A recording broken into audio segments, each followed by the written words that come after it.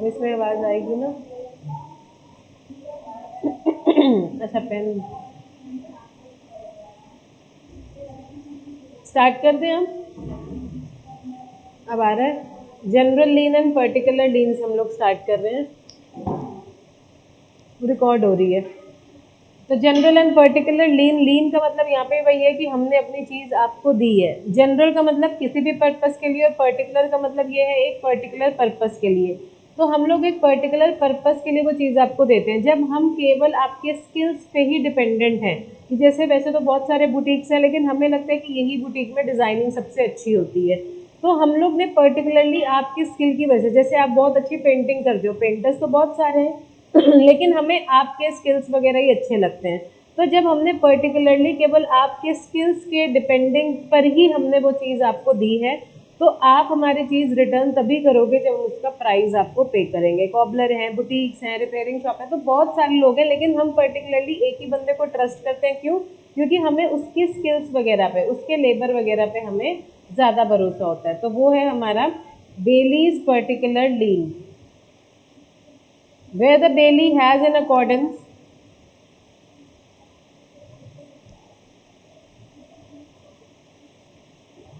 where the Bailey has in accordance with the purpose of bailment render any service involving the exercise of skill and labor। तो जहाँ पे particularly आपके labour की वजह से, आपके स्किल्स की वजह से ही हमने वो चीज़ आपको दी है। तो यहाँ पे आपके पास मतलब बेली के पास राइट है गुड्स को रिटेन करने का। कब तक? जब तक वो अपने काम की रेम्युनरेशन आपसे रिसीव नहीं कर लेता, क्योंकि उसने आपके लिए काम किया है। उसने अपने आप से तो आपको इनवाइट नहीं किया था, तो वो तो इस तरीके का काम करता ही है और आपको भी उसके स्किल्स अच्छे लगे इसलिए आपने उसको वो काम सौंपा। तो जब आप अपनी चीज़ लेने जाओगे तो वो अपने चार्जेस वगैरह आपसे मांगेगा। A delivers a rough diamond to B a jeweler to be cut and polished which is accordingly done। He is entitled to retain the stone till he is paid। तो यहाँ पे डायमंड मर्चेंट तो बहुत सारे हैं लेकिन हमने अपना डायमंड आपको तभी दिया क्योंकि हमें आपकी डिजाइनिंग वगैरह पसंद है। अब हम लोग भी गोल्ड खरीदने बिराना रोड जाते हैं, बहुत सारी शॉप है, हर बंदा अलग अलग ज्वेलरी वाले को ही ट्रस्ट करते हैं कि हमें इसका डिजाइनिंग पसंद है, इसकी प्योरिटी है। तो अगर एक बंदे ने अपना एक रफ डायमंड बी को दिया है कि आप हमारे अकॉर्डिंग अच्छे से इसको कट करो, पॉलिश करो, डिजाइन करो, तो बी आपके अकॉर्डिंग काम करेगा और उसके पास पूरी पावर है कि वो आपके डायमंड को तब तक रिटेन करके रखेगा जब तक आप उसको उसकी स्किल्स के पूरे पैसे नहीं। तो ये क्या है? पर्टिकुलर का मतलब क्या होता है? एक स्पेसिफिक पर्पस के लिए। तो जब वो पर्पस अकम्प्लिश होगा, हम मियरली जाके वो चीज़ लेके नहीं आएंगे, हम उसका जो भी हम लोग के बीच में प्राइस अग्रीड होगा वो हम पे भी करेंगे। जैसे टेलर के पास कोई चीज़ देना, वैसे तो बहुत सारे बुटीक वाले हैं और सब लोग अलग अलग बुटीक के पास जाते हैं। क्यों? क्योंकि हमें उनकी स्टिचिंग या उनकी डिजाइनिंग ज़्यादा पसंद है। तो A gives a cloth to B a tailor who make into a coat. B promises A to deliver the coat as soon as it is finish. तो 3 महीने के बाद जब आप आते हो तो जब तक आप उसको प्राइस पे नहीं करोगे तब तक बी ने भले ही आपका कोट रेडी रखा हुआ है वो आपको देगा नहीं जब तक आप उसका पेमेंट उसको नहीं कर देते हो। तो in accordance with the provisions of bailment, if the bailee by his skill और labor improves the goods bailed, he is entitled to remuneration। तो आपने केवल एक कपड़ा दिया, उसकी हमने आपके लिए कुर्ती बनाई या पैंट बनाई या लहंगा बनाया, तो आपने पर्टिकुलरली हमें एक ऐसी चीज़ दी जो कि हमने अपने स्किल्स से इम्प्रूव करी है, हमने उसमें कुछ एडिशंस किए हैं जिसकी वजह से उसकी वैल्यू बढ़ी है। तो एक ऐसे ही कपड़े की क्या वैल्यू है? कुछ नहीं। एक ऐसे ही डायमंड के टुकड़े की क्या वैल्यू है? आप उसका ना नेकलेस पहन सकते हो ना बैंगल पहन सकते हो। तो हमने आपके अकॉर्डिंग उसको कट किया है, डिजाइन करा है, पॉलिश करा है, तभी आप उसको यूज कर रहे हो। और हमने आपको खुद इनवाइट नहीं किया था, आप खुद हमारे पास आए थे। जब भी हम किसी के पास जाते हैं तो रेम्युनरेशन वगैरह हम लोग पहले डिसाइड कर लेते हैं कि भैया आप क्या चार्जेस लोगे। तो केवल वो पूछने भर के लिए नहीं है कि जब आप हमारा काम कर दोगे तो उतना प्राइस आपको पे भी करेंगे। तो हमारे पास राइट है गुड्स क्या रिटर्न करने के लिए। हम आपके ऊपर केस वगैरह नहीं करेंगे। केस तो हम लोग तब करते हैं ना जब हमारे पास कुछ बचा ही नहीं। आपके गुड्स तो हमारे पास है। अगर बुटीक वाले ने आपको बोला है कि 4 दिन बाद कपड़े लेने आ जाना, आप 4 महीने बाद भी जाओगे वो रखेगा, वो आपके ऊपर केस नहीं करेगा क्योंकि उसको पता भी उसकी सामान हमारे पास पड़ा हुआ है। वो पेमेंट करेगा तभी हम उसका सामान देंगे। होता तो ये ना कि जब आप सामान भी ले जाओ पेमेंट भी ना करो, अब उसको लग रहा है हमारा क्या, तब वो आपके ऊपर केस फाइल करेगा। बाकी होती है हमारी जनरल लीन। जनरल लीन का मतलब general lean of banker, banker के पास हमारी चीज़ें पड़ी रहती हैं, वो ऐसे ही है क्योंकि उनकी वो काम है। फैक्टर्स वगैरह होते हैं जो शेयर्स वगैरह में हमें डील कराते हैं। वॉर फिंगर्स का मतलब होता है कि वेयर हाउस अगर हमारा है, हमारा कोई गोडाउन है, तो वहाँ का जो टेक कीपर एक्ट, जो हमारी उस चीज़ की टेक केयर कर रहा है, उसको हम लोग कहते हैं वॉर फिंगर। अटॉर्नी और पॉलिसी ब्रोकर, जिनके पास हमारी सारी पॉलिसीज वगैरह होती है, इनकी जनरल लीन है कि वो हमारी सारी चीज़ों को रिटेन रख सकते हैं। क्यों? क्योंकि उनका जनरली काम ही यही है। तो बैंकर्स हैं, फैक्टर्स अपनी सर्विसेज क्या देते हैं? शेयर्स खरीदने में, बिकवाने में, या आपके गोडाउन की टेक केयर वगैरह कर रहे हैं, तो ये सब चीज़ें अपने पोजेशन में रखते हैं। क्यों? Because of their profession. क्योंकि बैंक का प्रोफेशन है कि हम लोग अगर अपना अकाउंट वहाँ पे खुलाएंगे तो बैंक में पड़ा रहेगा, अगर हम अपना लॉकर वहाँ पे खुलवाते हैं तो बैंक में हमारी ज्वेलरी पड़ी रहेगी। बाकी बैंक से कभी भी हम लेने जाए, बैंक हमें मना नहीं करता। क्यों? क्योंकि एनुअल फीस वगैरह हमको पे करनी ही करनी है। तो ये तो उनका प्रोफेशन है, इसलिए वो हमारी चीज़ों को रख रहे हैं। जैसे बैंक जो है वो आपका कैश है, वो चेक है, वो सब कुछ अपने पास रखता है। आपका मन है आप डिपॉजिट करो, नहीं मन है आप ले जाओ, उनकी वो सर्विस है और वो उसका सर्विस चार्ज भी हमसे लेते हैं। तो आप लोगों के भी अगर अकाउंट होंगे तो साल में कभी भी पैसे कटते हैं, डिपेंडिंग अपॉन कि आपके पास कितने रुपए पड़े हैं, 50 रुपए, 60 रुपए, 100 रुपए, 200 रुपए, वो लोग काटते हैं 6 महीने में या साल में, वो लोग काटते हैं। सब बैंक की अपनी पॉलिसी है। ये काम वो लोग क्यों करते हैं? क्योंकि it is a part of their profession. A borrows 500 from bank without security and subsequently again borrow another 1000 but with security to say certain jewelry। तो ए ने एक बैंक से 500 रुपये बोरो करें, राइटिंग समझ में आए ना है पता नहीं, क्योंकि हाथ से ही लिख रहे हैं, पेन खराब है आज। तो ए ने बैंक से 500 रुपये दिए और कुछ भी सिक्योरिटी वगैरह नहीं थी, मतलब कोई भी चार्ज नहीं क्रिएट किया गया। ए को फिर से पैसों की जरूरत पड़ी, तो वो फिर से सेम बैंक के पास गया, 1000 रुपये उसने फिर से लिए, लेकिन इस बार उसने अपनी ज्वेलरी वगैरह गिरवी रखी। In this illustration, even where A has returned 1000 being second loan, bank के पास पावर है कि वो फिर भी आपकी ज्वेलरी रिटेन रखे। क्यों? क्योंकि बैंक कह रहा है अभी 500 रुपये का लोन भी तो तुमने लिया ही हुआ है ना, वो तो अभी तुमने रीपे नहीं किया।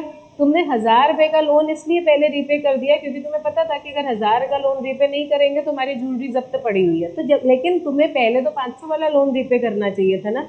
तुमको पता है कि इस पे तो कुछ हमारा पड़ा भी नहीं है, देंगे नहीं तो बैंक देखेगा। इसीलिए बैंक के पास पूरी पावर है कि वो आपके वो 500 रुपये के अगेंस्ट भी आपकी ज्वेलरी जब्त रख सकता है। तो वो जनरल है, वो उसकी नॉर्मली उसके पास वो सारी पावर्स हैं।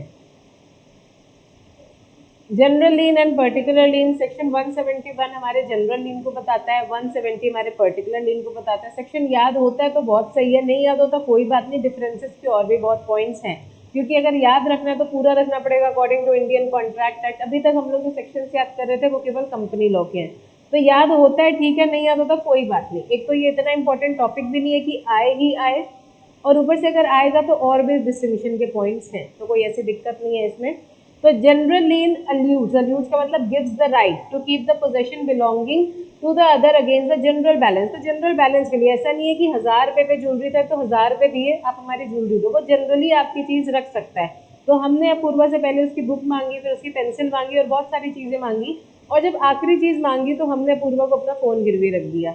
वो वाली चीज हमने अपूर्वा को लौटा भी दी, लेकिन अपूर्वा हमारा फोन लौटाने से मना कर सकती है, ये कह के कि मैम आपने जो पहले चीजें ली थी वो भी तो अभी तक नहीं लौटाई, पहले वो दो तभी हम आपका फोन आपको वापस करें। तो जनरल है, जनरल का मतलब ऐसा नहीं है कि जिस चीज के बदले हमने वो चीज गिरवी रखी है वो हम जैसे ही लौटाएंगे आप हमारी चीज लौटा दोगे, ऐसा नहीं होगा।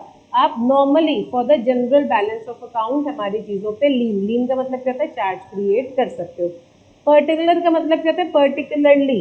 एक तो वैसे भी आपका जनरल चीज नहीं है, आपकी पर्टिकुलर स्किल के बेसिस पे ही हम वो चीज आपको देते हैं, और हमारी चीज आपके पास पड़ी हुई है, हम जब उसकी पेमेंट आपको करेंगे तो आप हमारी वो चीज लौटा देना, नहीं करेंगे तो आप हमारी चीज ना लौटाना। तो यहाँ पे जनरल लीन ऑटोमेटिक नहीं है, ये प्रॉपर एग्रीमेंट होता है कि क्या चीज ले रहे हैं क्या चीज नहीं। ये ऑटोमेटिक है कि अगर हमने कॉबलर को जूता दिया है सिलने के लिए, अगर हम उसको पेमेंट करेंगे तभी हमारा शूज लौटाएगा। हमने सर्विस सेंटर में अपनी स्कूटी दी है सर्विस करने के लिए, हम सर्विस के चार्जेस देंगे तभी वो हमारी स्कूटी, तो वो ऑटोमेटिक है। क्योंकि यहाँ पे आपका ये जनरल काम नहीं है, यहाँ पे पर्टिकुलरली आपकी स्किल्स इन्वॉल्व है। बैंक में तो जनरली कोई भी जा सकता है 100 तरीके के काम के लिए, कोई एफडी करवाने के लिए जा रहा है, कोई पीपीएफ करवाने के लिए जा रहा है, कोई सेविंग के लिए जा रहा है, कोई बच्चे की स्कूल फीस जमा करने के लिए जा रहा है, कोई मेडिक्लेम के लिए जा रहा है। तो बैंक में तो बहुत सारे काम है, लेकिन इन सब चीज़ों का पर्टिकुलरली कुछ ही काम है, और जिनको उनके केवल वो स्किल्स की ज़रूरत है केवल वही लोग आते हैं। तो यहाँ पे स्किल्स लेबर इन्वॉल्व है, यहाँ पे ऐसा कुछ भी स्किल्स वगैरह का इन्वॉल्वमेंट नहीं है। तो यहाँ पे वो लोग हैं जो हमें कुछ भी फंक्शन दे सकते, जैसे फैक्टर्स हैं, वो फिंगर्स हैं, पॉलिसी ब्रोकर्स हैं, बैंकर्स वगैरह हैं, इंश्योरेंस एजेंट्स वगैरह हैं, ये सब कुछ भी हमें सर्विस दे सकते हैं और किसी को भी। यहाँ पे पर्टिकुलरली हम लोग बीच में एग्रीमेंट होता है कि हम आपको किस पर्पस के लिए वो चीज़ दे रहे हैं। अगर हम अपनी स्कूटी रिपेयरिंग के ले गए तो हम बताते हैं कि यही चीज़ रिपेयर करना। हमने क्लॉथ का पीस दिया तो हम बताते हैं कि केवल इसका यही चीज़ सिलना। तो वहाँ पे पर्टिकुलरली हमने हर चीज़ आपको बताई है और वहाँ पे जनरल आपके फंक्शन से कोई भी बंदा वहाँ पे जा सकता है। तो ये था हमारा बेलमेंट का। अब हमारा सेकंड क्वेश्चन स्टार्ट होता है प्लेज का, जहाँ पे हमने आपको लास्ट टाइम में बताया था प्लेज का मतलब क्या होता है, मूवेबल प्रॉपर्टी गिरवी रखना। और अगर हम लोग इमूवेबल प्रॉपर्टी गिरवी रखते हैं तो उसको हम लोग क्या कहते हैं, मॉर्टगेज या फिर हाइपोथिकेशन। मॉर्टगेज और हाइपोथिकेशन को हमारा ये एक्ट नहीं गवर्न करता, उसके लिए हमारा ट्रांसफर ऑफ प्रॉपर्टी एक्ट चलता है, वो आप लोगों की बुक में नहीं है। तो क्योंकि इमूवेबल प्रॉपर्टी में हम लोग प्रॉपर्टी उठा के तो आपको हैंड ओवर नहीं कर सकते, तो हमें उसके रजिस्ट्री के पेपर देने होते हैं। तो रजिस्ट्री के पेपर होंगे, स्टैम्प ड्यूटीज वगैरह लेंगे, तो वो ट्रांसफर ऑफ प्रॉपर्टी एक्ट चलता है कि प्रॉपर्टीज कैसे ट्रांसफर होती है। जैसे आपने घर पे भी देखा होगा, कभी आपके पापा ने घर खरीदा है, कोई चीज़ बेची है, तो प्रॉपर रजिस्ट्री होती है, आपके पापा के नाम पे हुई या उन्होंने किसी को ट्रांसफर करी, तो वो ट्रांसफर ऑफ प्रॉपर्टी एक्ट है। प्लेज का मतलब जरूरी नहीं है हर चीज़ रिटर्न में हो। नॉर्मली भी हमने रचिता को अपना फ़ोन दिया और बोला यार हमें 10,000 लोन पे दे दो, तो रचिता हमारा फ़ोन लेके तब तक रखेगी जब तक हम उसकी पेमेंट उसको नहीं कर देते, और जैसे ही हमने रचिता को पेमेंट कर दी वो तुरंत हमारी चीज़ हमें लौटा देगी। तो इसमें ज़रूरी नहीं है कि कुछ रिटर्न वर्क वगैरह हो। तो जो दो पार्टीज़ हैं उसको हम लोग क्या बोलते हैं, उसको हम लोग या तो प्लेजर और प्लेजी बोलेंगे या पॉनर और पॉनी। प्लेजर या फिर पॉनर का मतलब क्या होता है, जो बंदा प्रॉपर्टी का ओनर है और जिसको लोन चाहिए। पॉनी या फिर प्लेजी का मतलब क्या होता है, जिससे हम लोग लोन ले रहे हैं और जिसको हम लोग प्रॉपर्टी दे रहे हैं। तो यहाँ पे भी ओनरशिप ट्रांसफर नहीं हो रही, क्योंकि यहाँ पे बेलमेंट ऑफ प्लेज का मतलब केवल पोजेशन ट्रांसफर हो रहा है, वो भी एक स्पेसिफिक पर्पस के लिए। तो प्लेज को भी हम एक पर्टिकुलर तरीके का लीन कह सकते हैं। तो यहाँ पे एक पर्टिकुलर पर्पस है अपने गुड्स आपको देने का, लोन लेने का पर्पस, और जब हम आपका लोन आपको रीपे कर देंगे। इसलिए हम लोगों ने क्या पढ़ा कि पर्टिकुलर लीन में राइट टू स्यू नहीं है, क्योंकि जो हमारा प्लेजी है उसके पास भी आपकी चीज़ गिरवी पड़ी हुई है। अगर तो आप पेमेंट करोगे वो आपकी चीज़ लौटा देगा, आप पेमेंट नहीं करोगे वो आपकी चीज़ आपको नहीं लौटाएगा। यहाँ पे लिखा भी है पर्टिकुलर लीन में हमारे प्लेज भी कवर होते हैं। क्यों? क्योंकि पर्टिकुलर पर्पस के लिए। और प्लेजी के पास भी राइट टू स्यू नहीं है, क्योंकि उसके पास तो एज अ सिक्योरिटी आपकी प्रॉपर्टी पड़ी ही हुई है, टाइम रहते पेमेंट कर दोगे तो ठीक है, नहीं तो वो आपकी प्रॉपर्टी बेच देगा। प्लेजी कभी भी प्रॉपर्टी का ओनर नहीं बन जाता कि रचिता से हमने बोला था कि 3 महीने में तुम्हारे पैसे दे देंगे। अब 3 महीने के बाद रचिता हमारी फ़ोन की ओनर नहीं बन गई। रचिता को क्या करना है, फ़ोन बेचना है, अपने 10,000 विद इंटरेस्ट ले लेने हैं, और जो पैसा बचा है वो हमको ये वापस कर देंगे। और अगर नहीं बचता तब भी हमारे ऊपर केस करेंगे कि अभी भी मैम 2-3 हज़ार रुपये बचा है, वो आप दीजिए हमको। तो हमारे इसमें स्यूट करने का राइट नहीं है, बेच के पैसा रिलाइज। तो ये भी एक तरीके का पर्टिकुलर लीन है। तो प्लेज या फिर जिसको हम लोग कॉर्नर एंड पॉनी कह सकते हैं, द बेलमेंट ऑफ गुड। यहाँ पे भी क्या है, गुड्स बेल हो रहे हैं। क्यों? क्योंकि हमने केवल बोला नहीं रचिता हमारा फ़ोन ले लेना, रचिता को हम फ़ोन देंगे तभी रचिता हमको पैसे देगी। तो वो प्रॉपर्टी का मूवमेंट हो रहा है, तो पोजेशन ट्रांसफर हो रहा है, ओनर नहीं बना रहे हम रचिता को। क्योंकि बेलमेंट क्या होता है, एक पर्टिकुलर पर्पस के लिए, और यहाँ पे हमारा पर्पस क्या है, हम इनसे पैसा ले रहे हैं, जब लौटा देंगे तो ये हमारी प्रॉपर्टी दे देंगे। तो एक तरीके से ये एक पर्टिकुलर लीन है as a security for payment of debt. तो यहाँ पे गुड्स इनको क्यों दिए जा रहे हैं, ताकि आप जो हमें डेट्स पे करे, जो आप हमें पैसा दे रहे हो, हम अपनी परफॉर्मेंस टाइमली करेंगे। हमारी परफॉर्मेंस क्या होगी कि हमने जो भी आपको टाइम अश्योर किया है हम उतने टाइम में आपको पेमेंट करेंगे। नहीं करेंगे तो चीज़ तो आपके पास पड़ी है, आप उसको बेच के अपना पैसा रिकवर कर लेना। तो इसको हम लोग क्या कहते हैं, प्लेज। तो जो बेलर होता है, जो अपनी प्रॉपर्टी दे रहा है, उसको कॉर्नर या फिर प्लेजर बोला जाता है, और बेली जिससे लोन लिया जा रहा है उसको बोला जाता है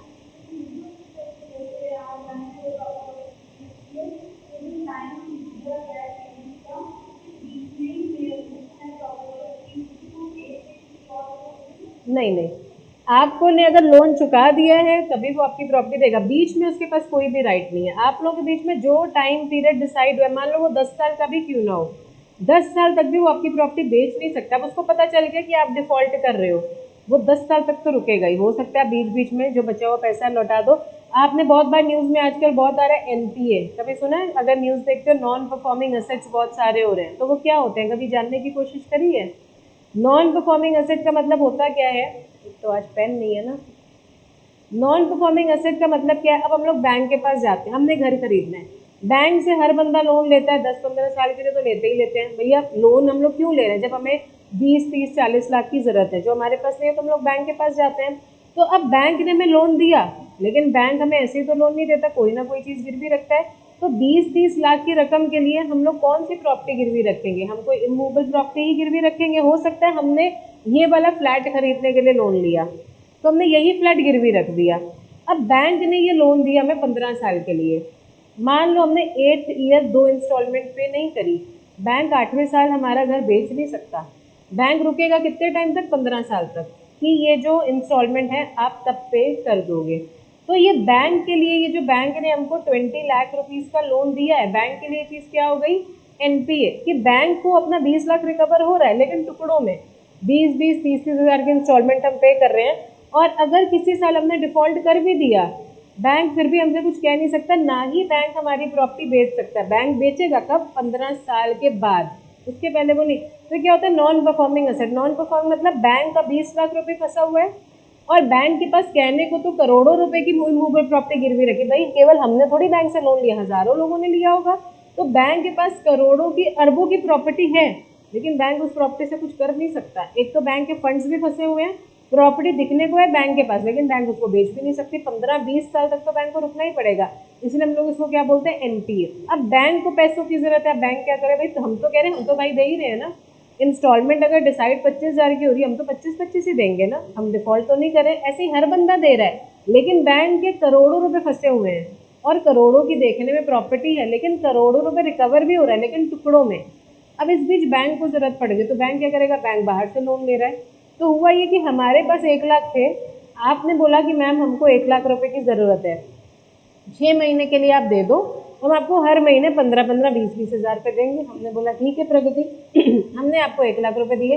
इस बीच हमें अपने घर के लिए बहुत अच्छी चीज़ पसंद आ गई, हम आपको तो फोर्स नहीं कर सकते ना दूसरे महीने की प्रगति हमारे पैसे दो। आप बोलोगे मैम हम लोग के बीच में जब डिसाइड हुआ है 6 महीने और हम तो आपको इंस्टॉलमेंट पे कर ही रहे हैं ना, हम कैसे पे कर दें पहले? अब हमारे पास 1 लाख था और आपने अपनी स्कूटी भी गिरवी रखी हुई है, हम उस स्कूटी को भी नहीं बेच सकते 6 महीने से पहले। 1 लाख रुपए भी हमारा फंसा हुआ है। अब हमें अगर पैसों की जरूरत है तो हमें क्या करना पड़ रहा है? हमें बाहर से लोन लेना पड़ रहा है। तो इसको हम लोग क्या कहते हैं? NPA, non performing asset. कहने पे 1 लाख रुपए के ओनर हम हैं, लेकिन वो 1 लाख हमारे पास है नहीं। जो आप दे रहे हो आपकी भी गलती नहीं है, आप टाइमली ही दे रहे हो, लेकिन हम 6 महीने से पहले आपकी प्रॉपर्टी भी नहीं बेच सकते। कहने के लिए हमारे पास प्रॉपर्टी भी है, कहने के लिए हमारे पास पैसा भी है, लेकिन हम उसको यूज नहीं कर सकते। इसको हम लोग कहते हैं नॉन परफॉर्मिंग एसेट। एसेट है, अब गोल्ड वगैरह क्या है? गोल्ड एसेट है, लेकिन वो पड़ा ही हुआ है। आज के टाइम पे हम लोग एक चेन पहन के बाहर नहीं निकल सकते, क्यों? अब कहने में हमारे पास बहुत सारी चेन होंगी, लेकिन हम एक भी पहन ही नहीं सकते। वो क्या है? इसीलिए लोग कहते हैं गोल्ड वगैरह में इन्वेस्टमेंट बेकार है। क्यों? पहन आप सकते नहीं हो चोरी की वजह से। तो ले लेके लॉकर में इतनी महंगी चीज रखनी है तो खरीदना ही क्यों? ये तो जब बच्चों की शादी होती है तब काम आता है, या घर पे कोई इमरजेंसी आ गई। नहीं तो वो क्या है? वो नॉन परफॉर्मिंग एसेट है। अपनी तसल्ली के लिए हमारे पास इतने तोले सोना पड़ा है, लेकिन वो नॉन परफॉर्मिंग, बैंक में पड़ा हुआ है, घर पे भी नहीं पड़ा और हम लोग पहन सकते नहीं है, तो वो नॉन परफॉर्मिंग एसेट है। तो इसको हम लोग कहते हैं नॉन परफॉर्मिंग एसेट। जो हम लोग न्यूज़पेपर में बहुत सारे बार बार वर्ड्स आते हैं एनपीए, उसका मतलब ये होता है कि बैंक के पास पैसा है लेकिन अपने पास नहीं, वो गया हुआ है। तो जो आपने क्वेश्चन पूछा कि अगर हमारा टेन्योर इतने टाइम का है, वो उसके पहले उसको बेच नहीं सकता, भले ही उसको पैसों, अब हमें बहुत ज़्यादा 1 लाख की ज़रूरत है, हम आपको फोर्स नहीं कर सकते, क्योंकि आपने ज़बरदस्ती से तो हमसे 1 लाख लिए नहीं थे। और जब आपने लिए थे तो आपने क्लियरली बोला था कि मैम हम 6 महीने से पहले लौटा नहीं पाएंगे, तो हमने बोला ले लो ना। आपने भी फोर्स किया ना उस समय ऐसे। अब हमें अचानक से अगर जरूरत पड़ गई तो हम आपको तो नहीं फोर्स कर सकते ना कि प्रगति हमारा पैसा दो, क्योंकि आप तो इंस्टॉलमेंट पे कर ही रहे हो, हम क्यों आपको फोर्स करेंगे? तो इसीलिए हमारे वो 1 लाख क्या हो गए? Non performing asset. लेकिन फिर भी वो सिक्योरिटी आपकी हम 6 महीने से पहले नहीं बेच सकते। अगर 6 महीने के बाद भी आप हमारी पेमेंट नहीं करोगे तब हम आपकी वो एसेट बेच के पैसा रिलाइज करेंगे। तो ये होता है हमारा एनपीए का कॉन्सेप्ट, कि कहने के लिए हमारे पास वो चीज़ है लेकिन हम उसको यूज नहीं कर सकते, नॉन परफॉर्मिंग एसेट। तो हम लोग के बीच में जो टाइम पीरियड डिसाइडेड है उसके पहले प्लेजी जो है वो आपकी प्रॉपर्टी नहीं बेच सकता, भले ही आपने 2-3 डिफॉल्ट करे हैं। जब टाइम पीरियड ओवर हो जाएगा वो सारी चीजें भी डिमांड करेगा, लेकिन आपकी प्रॉपर्टी कि आज इंस्टॉलमेंट नहीं पे करी, आओ आज हमने तुम्हारी प्रॉपर्टी बेच दी, वो ये नहीं कर सकता, वो रुकेगा। आप लोग बीच में जितना टेन्योर डिसाइड हुआ है उतना टाइम तो वो रुकेगा ही। समझ में आ गया सबको? तो प्लेज इज अ वैरायटी और स्पीशी ऑफ बेलमेंट। तो प्लेज भी एक तरीके का बेलमेंट है और एक तरीके का पर्टिकुलर बेलमेंट है। क्योंकि वो एक पर्टिकुलर पर्पस के लिए है, जहाँ पे प्लेजी के पास राइट टू स्यू नहीं है, he only has a right to recover the money after the tenure fixed has expired, और बॉनर ने आपको पेमेंट नहीं करा तो it is a bailment of goods. क्योंकि यहाँ पे प्रॉपर्टी कहने को इनके पास हमने नहीं दी कि रास्ता हमारा फोन ले लो, रास्ता कहेगी दो तो, तभी तो 10,000 रुपये थे, क्योंकि ये कोई इमूवेबल प्रॉपर्टी तो है नहीं कि आप दे नहीं सकते, आप हमें दोगे तभी हम आपको लोन देंगे, तो वो बेलमेंट है, क्योंकि यहाँ पे हम अपनी प्रॉपर्टी रचिता के पोजेशन में डाल रहे हैं। तो जो बंदा आपको अपनी प्रॉपर्टी बेल आउट कर रहा है लोन लेने के लिए, उसको हम लोग कहते हैं प्लेजर या फिर कॉर्नर, और जो बंदा आपको पेमेंट कर रहा है और आपकी प्रॉपर्टी ले रहा है उसको हम लोग प्लेजी या फिर कॉनी कहते हैं। तो there is no change in the ownership. तो यहाँ पे भी क्या हम लोग ने पढ़ा, ओनरशिप में ट्रांसफर नहीं हो रहा, चेंज नहीं हो रहा, केवल क्या हो रहा है यहाँ पे, केवल पोजेशन ट्रांसफर है। लेकिन in exceptional circumstances the pledgee has a right to sell, लेकिन प्लेजी के पास राइट टू सेल है कब, when time fixed for repayment has expired।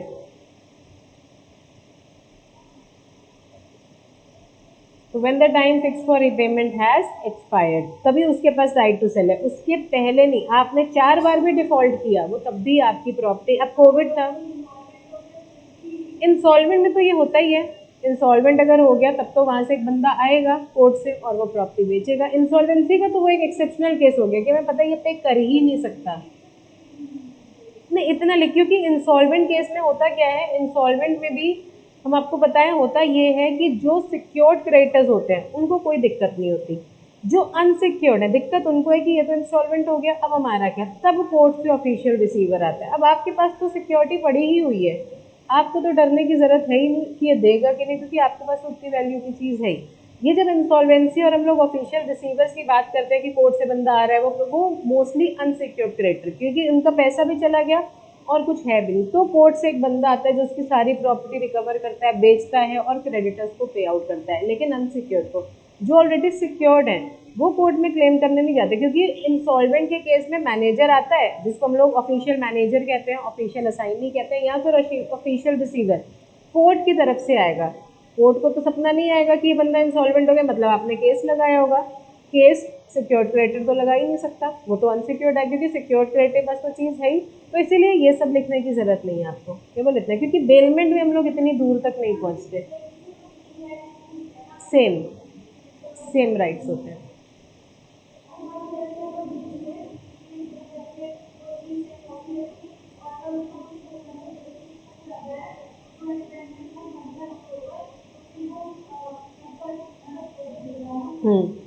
Recover करेगा वो बाद में उससे। तो यहाँ पे एग्जाम्पल है, A lends money to B against the security of jewellery deposited by B, the bailment of jewellery is pledge as a security. तो ए ने बी को पैसे दिए, ए कौन है, क्रेडिटर, बी है डेटर। तो ए ने बोला पैसा देंगे, लेकिन हम कैसे श्योरिटी रखें कि आप हमारा लोन चुका दोगे, तो बी ने बोला लो हमारी सिक्योरिटी तुम गिरवी रख लो। तो उसने ज्वेलरी का ओनरशिप आपको ट्रांसफर नहीं किया, क्या ट्रांसफर किया, केवल पोजेशन, और वो एक पर्टिकुलर पर्पस के लिए था कि जैसे ही हम आपका पैसा चुका देंगे आप हमारी ज्वेलरी हमको वापस कर दोगे। तो यहाँ पे भी वही सारे एसेंशियल्स हैं जो कि एक कॉन्ट्रैक्ट के चलते हैं। सबसे पहले तो बेलमेंट में ज़रूरी है, नॉर्मली बेलमेंट में ज़रूरी नहीं है कि वो चीज़ हम इसलिए ट्रांसफ़र करें क्योंकि वो एक लोन है, क्योंकि हम लोग ने पढ़ा ना out of friendship, out of love, ऐसे भी एक दिन के लिए हमने स्कूटी आपको दे दी कि चलो तुम्हारी स्कूटी खराब है तुम ले लो, और आप हमें कोई पेमेंट, हम लोग ने पढ़ा था ना ग्रेटिशियस भी हो सकता है नॉन ग्रेटिशियस भी, लेकिन यहाँ पे पैसा ज़रूर होगा। गुड्स एक पर्टिकुलर पर्पस के लिए दे रहे हो और वो पर्पस क्या है, सिक्योरिटी अगेंस्ट पेमेंट। तो सब्जेक्ट मैटर क्या है, गुड्स, और वो भी कौन से गुड्स, मूवेबल गुड्स जो है वो एग्जिस्टेंस में होने चाहिए, वो कोई फ्यूचर गुड्स नहीं होने चाहिए कि हम ना सीए के एग्जाम्स दे रहे हैं और हम पास हो जाएंगे तो पापा हमें स्कूटी ला के देंगे, वो स्कूटी हम तुम्हें गिरवी रख देंगे लोन आज दे दो, नहीं, वो प्रेजेंट गुड्स होंगे, वो फ्यूचर गुड्स नहीं होंगे। और यहाँ पे ज़रूरी है गुड्स को डिलीवर करना, मतलब पोजेशन तो आपको ट्रांसफ़र करना ही करना है, ओनरशिप ट्रांसफ़र नहीं करनी है। राइट्स वगैरह हमारे वही हैं जो हम लोग पढ़ के आए हैं, हम लोग केवल हेडिंग्स ही करेंगे क्योंकि ऑलरेडी हम लोग पढ़ के आए हैं। तो right to retain the pledge goods, तो हमारे प्लेजी के पास पूरा राइट है कि हम लोग ने यहाँ पे एक पर्टिकुलर पर्पस के लिए आपको वो गुड्स दिए, और वो पर्टिकुलर पर्पस क्या है, as a security for repayment. तो अगर तो आप हमारी पेमेंट हमें कर दोगे तभी हम आपके गुड्स आपको वापस करेंगे, नहीं तो नहीं। तो where M pledges stock of goods for certain loan from the bank, तो बैंक के पास राइट है कि जब तक आप हमारा पैसा हमें इंटरेस्ट के साथ नहीं लौटा देते तब तक हम आपकी चीजें आपको वापस नहीं करेंगे। Right to retention of subsequent debt, जो ऊपर हम लोगों ने पढ़ा कि 500 रुपये आपने 3-4 डेट्स अपने से लिए और चीज़ एक ही गिरवी रखी, तो आप ये नहीं कह सकते कि जिस चीज़ को हमने गिरवी रखा जिस लोन के अगेंस्ट वो तो लौटा दिया ना, तो हमारी चीज़ दे दो, वो बाकी भी चीज़ों के लिए उसको अपने पास रख सकते हैं। बिना पेन के पढ़ना भी बहुत मुश्किल है, पढ़ाना भी बहुत मुश्किल है। सब लोग वैसे घर पे पेन वगैरह नोट्स बना बना के पढ़ते हो कि ऐसे ही पढ़ते हो? नोट्स बना के लिख लिख के ना, उससे मेरे ख्याल से ज़्यादा जल्दी रिटेन्ड रहता है, वो याद रहता है लंबे टाइम तक। तो पॉनीज राइट टू एक्स्ट्रॉर्डिनरी एक्सपेंसेस, जो अभी अपूर्वा ने बोला कि आपकी चीज़ों को प्रिजर्व रखने के लिए अगर हमने कुछ एक्स्ट्रा उसमें खर्चे भी करे हैं, जैसे रचिता ने हमारा फ़ोन अपनी कस्टडी में लिया और वो फ़ोन का कवर खराब हो गया और रचिता को लग रहा है कवर खराब हो गया, मैम का फ़ोन खराब हो जाएगा तो वो क्लेम करेंगी, तो रचिता ने नया कवर वगैरह लगवा दिया, लेकिन वो फ़ोन तो हमारा ही है, हमारी चीज़ को प्रोटेक्ट करने के लिए इन्होंने कवर लगाया, या टेम्पर टूटा हुआ था तो इन्होंने उसका टेम्पर ग्लास लगवाया, तो उसमें जितने भी इन्होंने एक्स्ट्रॉर्डनरी एक्सपेंसेस करे हैं फॉर प्रिजर्वेशन, तो उनके पास राइट है कि वो पॉनर को स्यू कर सकते हैं कि नहीं ऐसे तो तुम्हारे गुड्स नहीं लौटाएंगे, केवल पैसा और इंटरेस्ट के बदले नहीं, हमने जो अगर एक्स्ट्रा खर्चा किया है आपको वो खर्चा भी हमारा लौटाना पड़ेगा। Pawnee's right where pawnor make default, तो पॉनी के पास क्या राइट है, तो वो कह सकते हैं, सूट कर सकते हैं कि हम आपकी प्रॉपर्टी बेच रहे हैं और आप हमारे या तो पेमेंट कर दो या फिर आपकी प्रॉपर्टी बेच के। पॉनी कभी भी आपके गुड्स का ऑटोमेटिक ओनर नहीं बन जाता कि रचिता ने देखा कि 3 महीने तक मैम ने पेमेंट नहीं दी, चीज़ हमारी। रचिता या कोई भी प्लेजी किसी चीज़ का ओनर नहीं बनता है, वो केवल उस प्रॉपर्टी को बेच के अपना अमाउंट विद इंटरेस्ट रिकवर करता है। कुछ भी एडिशनल अगर उसमें बचता है, जैसे हमारे मान लो फ़ोन की वैल्यू है 50,000 रुपये, इनसे हमने लोन लिया था 20,000 का, जो इंटरेस्ट वगैरह मिला के 5,000 और मान लो इनके पास तब भी 25,000 रुपये बचेंगे, तो ये रिमेनिंग 25,000 हमको लौटा देंगी। मान लो हमारे फ़ोन की वैल्यू है 24,000, इनका खर्चा कितना हुआ 25, तो 1,000 के लिए ही हमारे ऊपर केस कर सकते हैं कि 1,000 रुपये और लौटाइए। तो ये कभी भी हमारे फ़ोन की ओनर नहीं बन सकती, वो केवल यही करेंगी कि प्रॉपर्टी को बेचेंगे। प्रोसीड का मतलब क्या होता है, सेल वैल्यू, तो वो सेल वैल्यू अगर तो लेस है तो पॉनर स्टिल लायबल है टू पे द बैलेंस। फोन की वैल्यू थी 24,000 और लोन इंटरेस्ट के साथ हो रहा था 25,000, तो रचिता 1,000 के लिए हमारे ऊपर क्लेम करेंगी। और अगर प्रोसीड्स आर ग्रेटर, फोन की वैल्यू थी 35,000 और हमारा फोन का जो भी इंटरेस्ट और इंस्टॉलमेंट है वो 25-30,000 के थे, तो जो भी हमारा 5-10,000 पे बचा हुआ है वो ये पॉनर को लौटा देंगे। तो ये कभी भी ओनर नहीं बनते, और ये इसमें नहीं है, ये किसी भी तरीके के लोन में, चाहे वो मूवेबल प्रॉपर्टी का हो चाहे वो इमूवेबल प्रॉपर्टी का हो।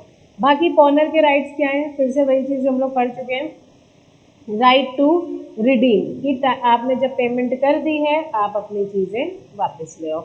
और हम लोग ने क्या पढ़ा था कि अगर उसने कुछ भी एक्सपेंसेस वगैरह इनकर करे हैं आपकी प्रॉपर्टी को सेफगार्ड रखने के लिए, तो आप उसके वो एक्स्ट्रा ऑर्डिनरी एक्सपेंसेस भी बियर करो। ड्यूटीज़ वगैरह वही हैं जो हम लोग ने बेलमेंट में पढ़ी हैं, आपको केवल रीड करनी है या एक जगह से कर लो, दोनों जगह करने की ज़रूरत नहीं है।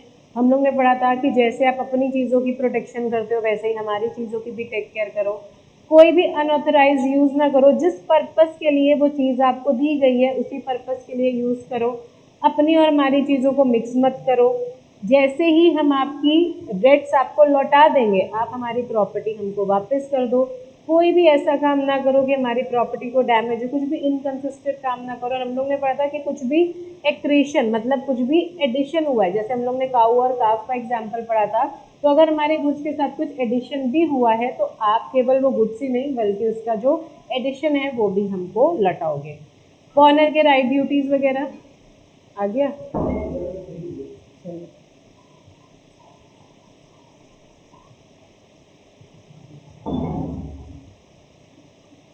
बिना पेन के तो बहुत ही मुश्किल है पढ़ाना भाई। तो ड्यूटीज ऑफ कॉर्नर, कॉर्नर की ड्यूटी क्या है कि वो आपकी पेमेंट आपको करे, अगर आपने कुछ एक्स्ट्रा ऑर्डिनरी एक्सपेंसेस करे हैं वो आपको लौटाए, हम लोग ने पढ़ा था कि अगर हमारे गुड्स में कोई डिफॉल्ट है, जैसे हमारा फोन हैंग होता रहता है, तो हमारी पहली जिम्मेदारी थी रचिता को बताने की। हमने बताया नहीं, बाद में कह रहे थे तुमने तुम्हारा फोन ही खराब कर दिया। तो अगर कोई डिफॉल्ट है जो हमें पता है गुड्स बेल आउट करने से पहले, तो हम उनको बता दें। हम कोई भी एडवर्स टाइटल वगैरह ना सेटअप करें, और हम उन गुड्स को बेच नहीं सकते हैं, और पौनी उन चीज़ों को बेच नहीं सकता, केवल तभी बेचेगा जब हमने डिफॉल्ट करा है पेमेंट में। आप लोगों ने सीए में पढ़ा होगा फाउंडेशन में, only a seller can pass a better title to the buyer. जिस चीज़ के ओनर हम खुद नहीं है, उस चीज़ का ओनर कोई और नहीं हो सकता। तो वहाँ पे भी यही है कि प्लेज भी वही बंदा करेगा जो खुद ओनर है। भाई फोन हमारा, तो हम ही गिरवी रख सकते हैं ना, और कोई तो नहीं गिरवी रख सकता। लेकिन अगर नॉन ओनर्स भी गिरवी रखते हैं तो वो ट्रांजैक्शन भी वैलिड है। कब? जब हमारे एजेंट्स ने, या अगर जॉइंट ओनर है तो दो उनमें से किसी एक ने किया। जो वहाँ पे भी आप लोगों ने पढ़ा था कि sale is when valid when it is not done by the real owner, वो भी मेरे ख्याल से उसमें है सीए फाउंडेशन में। तो प्लेज बाय नॉन ओनर, तो वैसे तो ऑर्डिनरली हम लोग क्या कहते हैं, जो भी बंदा ओनर है वही उसको आगे पास ऑन करेगा, तभी आपको बेटर टाइटल मिलेगा, नहीं तो बेटर टाइटल नहीं मिलेगा। लेकिन कुछ एक्सेप्शंस हैं जहाँ पे कोई और बंदा भी गुड्स आपको अगर डिलीवर करता है, प्लेज करता है, तो भी वो वैलिड है। सबसे पहले कौन है? एजेंट, हमारा एजेंट, लेकिन वो प्रिंसिपल के द्वारा ही अपॉइंट किया गया हो तभी। तो acting in the ordinary course of business, जो हमारा एजेंट है ही नहीं, वो कैसे हमारे बिहाफ में चीज़ों को बेच सकता है। बहुत ज़्यादा डिटेल में हम लोग ये सब नहीं करें। Pledge by a person in possession under voidable contract, आप लोगों ने कॉन्ट्रैक्ट एक्ट में वॉइडेबल कॉन्ट्रैक्ट पढ़ा होगा ना, जो कि दूसरे बंदे की उस पर है कि वो उसको एक्सेप्ट करता है कि नहीं करता।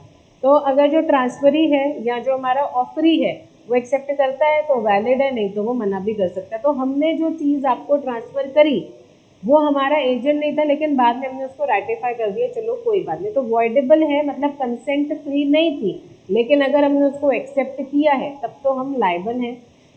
Pledge where pawnor has only limited interest, तो अगर हमने अपने एजेंट को थोड़ा बहुत इंटरेस्ट दिया कि तुम 10,000 तक का ट्रांजैक्शन कर सकते हो, तो वो 10,000 तक ही करेगा। 10,000 के बियॉन्ड करेगा, उसके लिए हम लायबल नहीं है। जैसे mister x finds a defective mobile phone lying on the road, he picks it up, और उसने उसको रिपेयर कराया, 5,000 रुपये लग गए।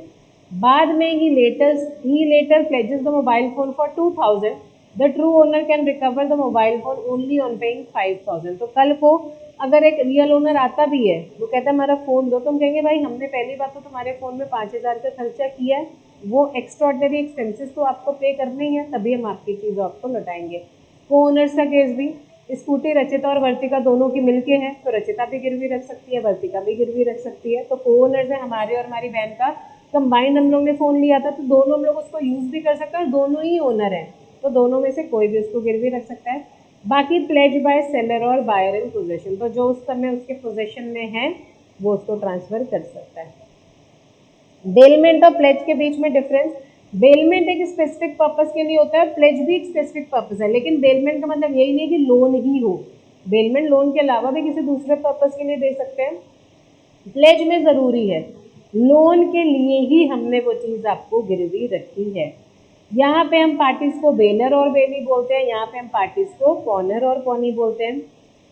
यहाँ पे कुछ भी पर्पस हो सकता है, आपको सेफ कीपिंग के लिए देना, रिपेयरिंग के लिए देना, आपको हो सकता है बेली को ज़रूरत है, जैसे प्रगति को ज़रूरत है कि मैम अपनी कार दे दो, हमें ज़रूरत नहीं थी लेकिन प्रगति ने बोली। लेकिन यहाँ पे प्लेजर को ही पैसों की ज़रूरत है, दूसरा बंदा आके नहीं कह सकता हमसे लोन ले लो, हम कहते हैं भाई हमको लोन दे दो। तो यहाँ पे ज़रूरी है कि प्लेजर ने ही इनिशिएट किया है। यहाँ पे हो सकता है बेली ने इनिशिएट किया हो कि यार हमें एक दिन के लिए अपनी बुक दे दो, एक दिन के लिए अपनी बॉटल दे दो, एक दिन के, हम लोग है ना काफ़ी बार चीज़ें मांगते ही रहते हैं लोगों से, तो हम लोग के पर्पस के लिए भी हो सकता है, उसका मन हो ना हो लेकिन हमने मांगा इसलिए उसने दिया।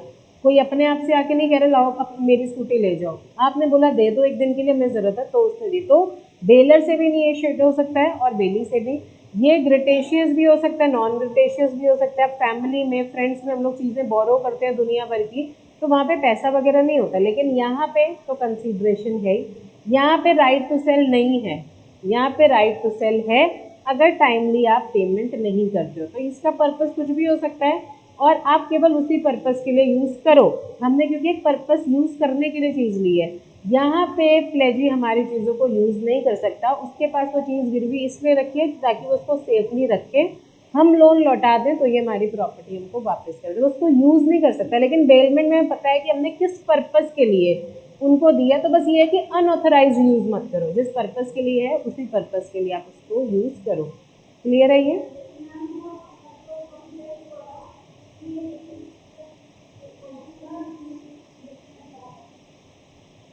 अब इन लोग ने देना है ना, फिर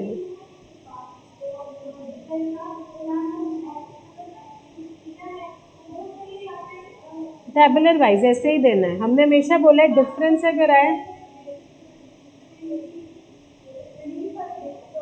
बेसिस लिखने की जरूरत नहीं है, आप केवल नॉर्मली डिस्टिंक्शन लिखो काफी है, बेसिस ऑफ डिस्टिंक्शन लिखने की जरूरत नहीं है।